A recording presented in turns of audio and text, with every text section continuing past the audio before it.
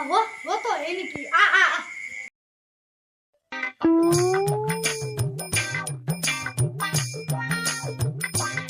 তোৰ খবৰ কেন কৈছো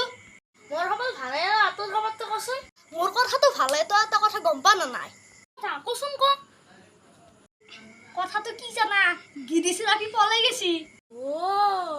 হয় নেকি তে আমিও কম ধৈৰ্য্য নাই ৰে